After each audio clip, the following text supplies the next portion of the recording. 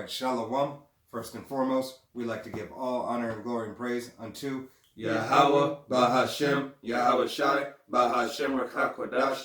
Double honors to our apostles and elders of Great Millstone, to all the Akim out there teaching and preaching this truth with 144% sincerity, to the men, women, and children listening learning, to the Baasha Debadat, the House of David.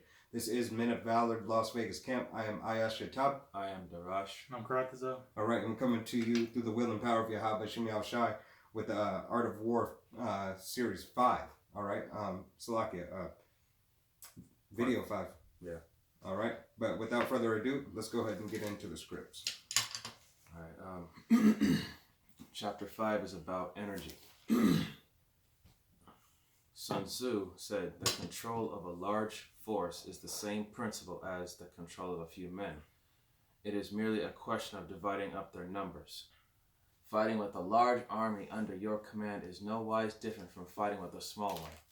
It is merely a question of instituting signs and signals to ensure that your whole host may withstand the brunt of the enemy's attack and remain unshaken, that is, affected by maneuvers, direct and indirect, that the impact of your army may be like a grindstone dashed against an egg. And Salakia, that the enemy's attack, it goes into really Esau, Edom, and these other nations. All right, they've been attacking the so-called Negroes, Latinos, and Native Americans all this time. They're confederate against us. So we know this is a curse, but it is a hell, a condition, that Yahweh Shem Yahweh Shai has placed on us for the disobedience. This is affected by the science of weak points and strong. In all fighting, the direct method may be used for joining battle, but indirect methods will be needed in order to secure victory.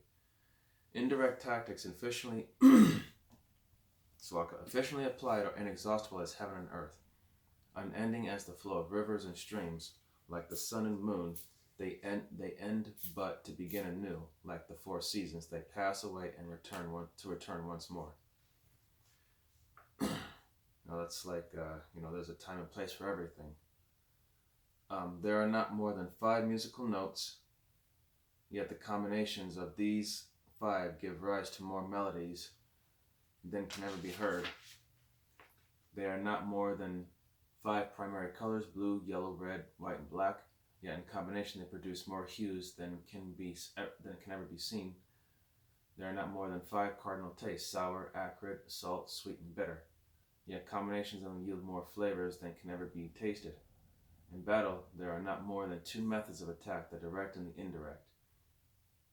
Yet these 2 in combination give rise to an endless series of maneuvers. The direct and the indirect lead on to each other in turn. It is like moving in a circle. You never come to an end. Who can exhaust the possibilities of their combination? You want to get Proverbs 11 and 1?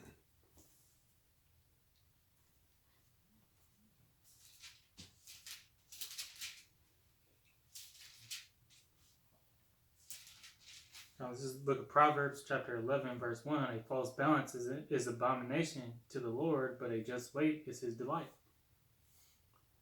All right, so, that was all about balance, direct and indirect, and, just kind of like keeping things in an order.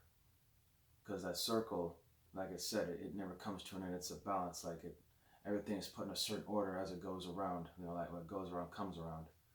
Right, because, as far as the chords that are being played, it's called a chord progression.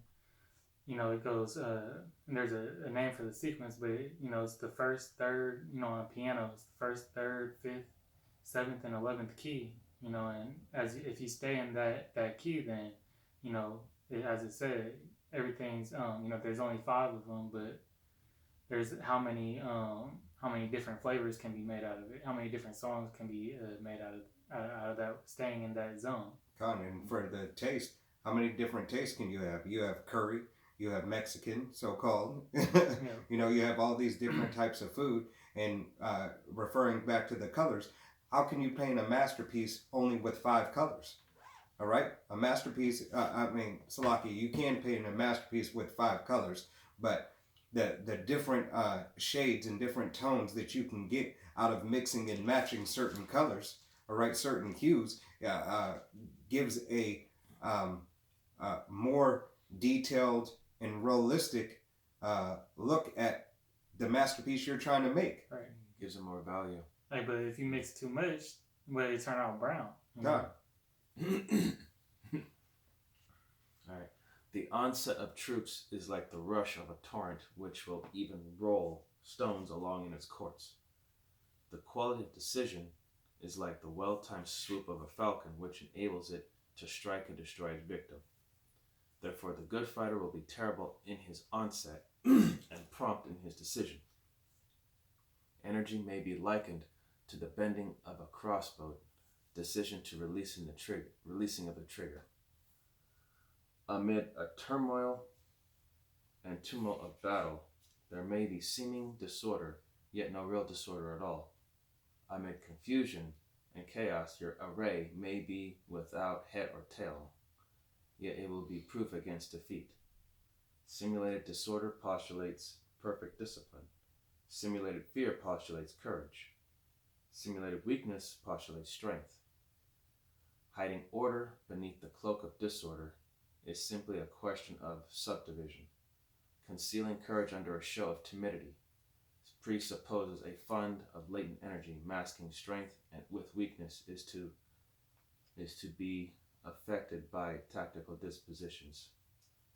One who is skillful at keeping the enemy on the move maintains deceitful appearances, according to which the enemy will act. He sacrifices something that the enemy may snatch at it. And you get a...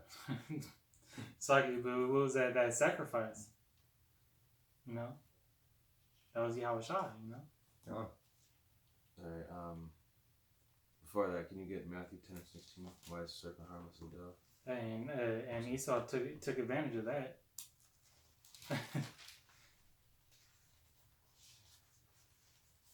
Is that 10 and 15?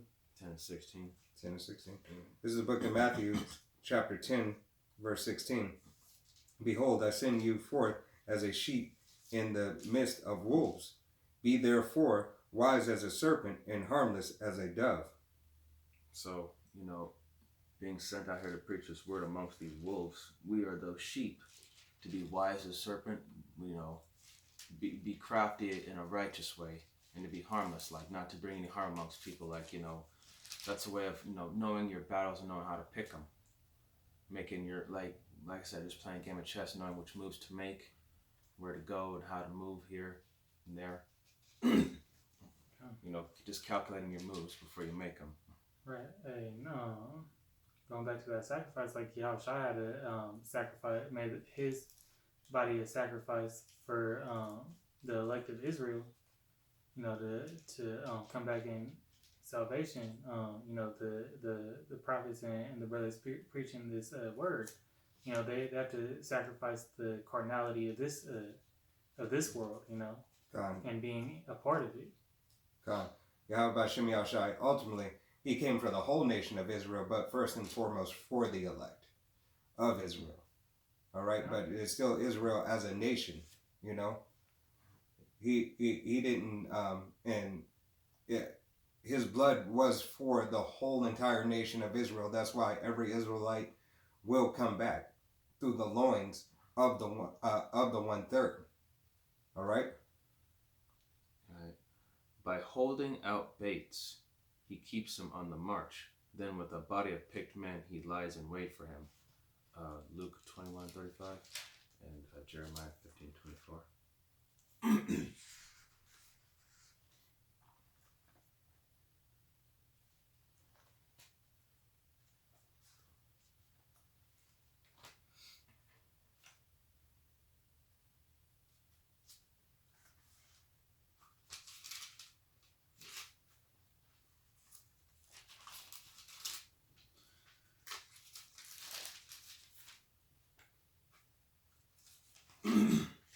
This is the book of Luke. You said 21 and 21 and 35. And this is Luke 21 verse 35. For as a snare shall it come on them that dwell on the face of the whole earth. Yeah, right. And that snare, that's that bait. It's a trap, you know. when you see something that's out in the open and it seems too easy or too obvious and you go for it, but you know, it ends up being a trap. That's what that bait is. It's to lure you in, because to make you think that it's so easy. You know, you capitalize on it, and that's what the enemy wants. He wants you to take the bait so that way he can catch you. And Jeremiah 50 and 24. 50 and 24. This is the book of Jeremiah, chapter 50, and verse 24. And it reads,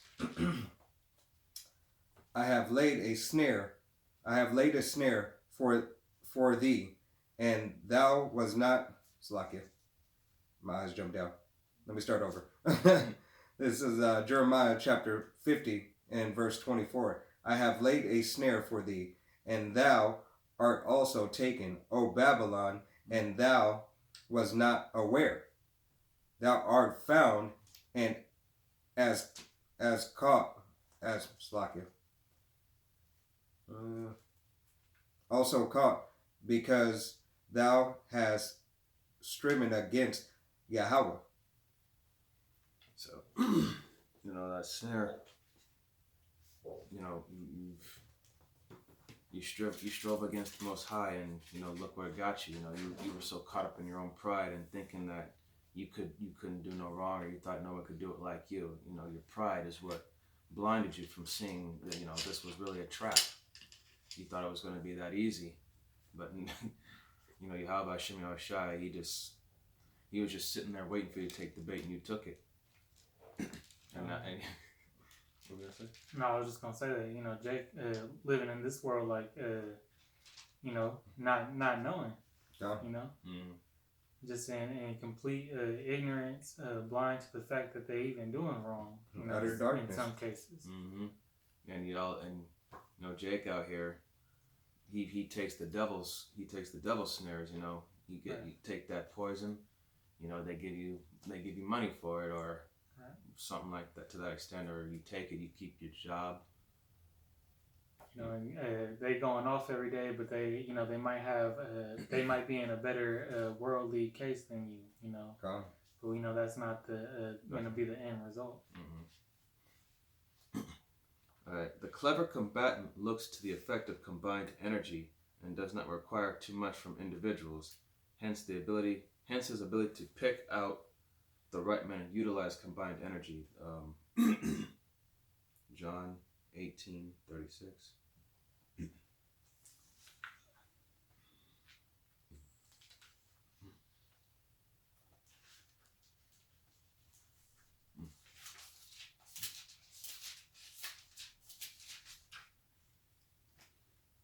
So this is the book of John, chapter 18 and verse 36. It says, Yahushua answered, my kingdom is not of this world. If my kingdom were of this world, then would my servants fight that I should not be delivered to the Jews. But now is my kingdom not from hence. What it's saying is, you know, not of this world. It's not of the world where it's all about carnality, like riches, you know, fame and all that. It's a spiritual world where we keep the laws, statutes, and commandments, and you know, we don't go out there doing what these other people be doing. The system, Salaki, the system is not his. All right, Salaki, the system is not his at this time. You know, so Yahushua is setting up his world. Read that script again up. This is John 18:36. It says, Yahushua answered, my kingdom is not of this world. If my kingdom were of this world, then would my servants fight, that I should not be delivered to the Jews. But now is my kingdom not from hence. God, his kingdom is not from hence. All right, so the system that is in play right now, Yahweh Bashem Yahushua is coming to destroy. All right, he's coming to destroy with thermonuclear fire, pestilence, earthquakes, and so on and so forth. All right. So my kingdom's not from here, you know. Right. His kingdom's from above. You know? Because this kingdom is below. This is the base man's kingdom. All right? We know Yahweh Bashem Yahushai set this base man up over us for a punishment. All right? But there is nothing here to marvel at. This thing is on it's reached its climax. It's at its peak. And now it's about to go on a decline. When he utilizes combined energy, his fighting men become as it were likened to rolling logs or stones. For it is the nature of a log or stone to remain motionless on level ground, and to move when on a slope, if for a corner to come to a standstill, but if round shaped to go rolling downhill. And Slakia, that is exactly read that part. Just read that part again. Slakia. I'm interject. Sorry. When he utilizes combined energy, his fighting men become as it were like unto rolling logs or stones. For it is the nature of a log or stone to remain motionless on level ground. Right there, to remain motionless on level ground. All right? Yahweh Bashem Yahushai has us motionless. All right? We are motionless in this world, but we move in the spirit, in power of Yahweh Bashem Yahushai. All right? Yahweh Bashem Yahushai says he will rise us up to the prey. So therefore, if he's rising us up to the prey, we are motionless at this point in time. You know, roughly paraphrasing scripture. We are here waiting. We're waiting on deliverance from Yahweh Bashem Yahushai. We're waiting for that standard. All right? And to move when on a slope, if four-cornered, to come to a standstill, but if round-shaped, to go rolling down. Isaiah 59 and 19. You got it? Yeah, I got it. Okay.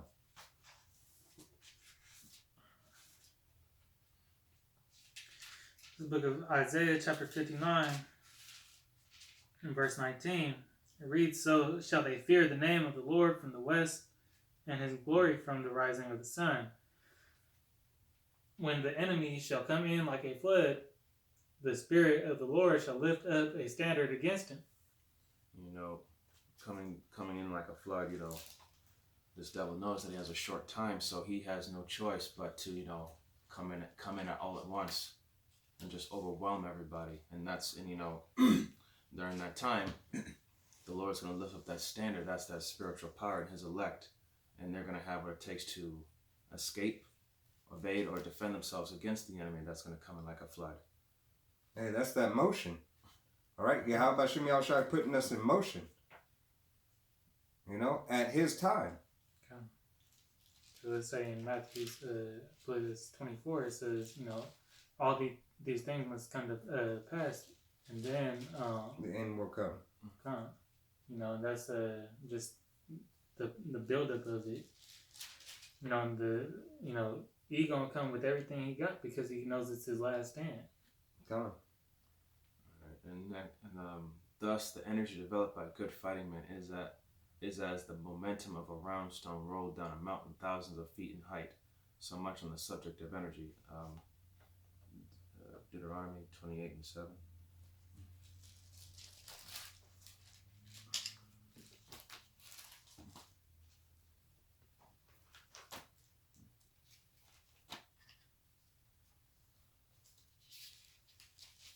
This is the book of Deuteronomy, chapter 28. 28 and verse 7. And it reads, Yahweh shall cause thine enemies that rise up against thee to be smitten before thy face. They shall come out against thee one way and flee before thee 7 ways. You know, coming out one way against thee, you know, that's talking about that flood coming in all at once. But, you know, like I said earlier about lifting up that standard, once they see that they are no longer have that advantage, they're going to flee 7 ways, which means they're going to run in whichever direction they can to get away or to hide. And then there's not going to be no hiding for them. You guys got anything else? I got two more scripts. Go ahead. This is Revelations. This would be the book of Revelation, chapter 12 and verse 12. And it reads, Therefore rejoice ye, O heaven, and ye, Slaki, ye that dwell. Let me start over. The book of Revelation, chapter 12, verse 12. Therefore rejoice, ye heavens, and ye that dwell in them. Woe to the inhabitants of the earth and the sea, for the devil is come down unto you, having great wrath, because he knoweth that he haveth a short time. All right, so that devil knows that he has a short time, and that's why he's going to come with everything. You know, you see the TikToks of these robot dogs going into these buildings. You see all these pestilence. You see everything. You see the militarization of the police. You see these mandates, unlawful decrees. You see everything coming down. All right. So Esau, Edom, and his minions, all right, that are Confederate, the other nations that are Confederate, they can try to perform their NWO. And you know, that stone rolled down a mountain thousands of feet in height. You know, that's talking about this system rolling downhill fast, because you can already see that it's falling apart day by day. So the devil's going to do whatever he can to try to keep that control by locking everything down. And like I said, all these unrighteous decrees to try and keep the people under his control. But you know, you can see that he's slowly but surely losing it. And this is the book of Jeremiah. This is going to be chapter 51 and verse 33. And it reads, For thus saith Yahweh of hosts, the power of Israel, the daughter of Babylon is like a threshing floor. It is time to thresh. It is time to thresh her. Yet a little while, and the time of her harvest shall come. All right? So we see America getting ready to go down. All right? If you want to know anything, look in these scripts first and foremost. Then tie it in with secular history. All right? The complete Bible. The Old Testament, the New Testament, with the Apocrypha. All right? So the King James 16 and 11. All right? This is how you discern the times. This is how you understand that we are at the end. All right? You can say, oh, we heard it a long time before, and you know, my grandfather said there used to be a guy saying that there was the end. You know, this is the end is coming. Yeah. And since Yahweh Shai stepped on the scene, all right, since John the Baptist was preaching, you know, salvation, the end is coming. All right. Since he stepped on the scene, the end has been coming. But there's got to be an end. All right. It was coming, and now it's here. All right. Now it's here. Now the signs are starting to be, the prophecies are starting to come to pass. All right. That's all I had. Yeah. No. So that was the chapter on energy. And so I hope the lesson was edifying. All praises, honor, and glory unto Yahweh, Bahashem, Yahweh Shai, Bahashem, Rakakodash. Double honors and respect to the elders and apostles of Great Millstone. Peace and blessings to the Akim and Akwath that are in this truth, listening and learning, and to the elect house of David. Until the next lesson, Lord willing, Shalom, wa abba babal. Shalom, awa abba babal.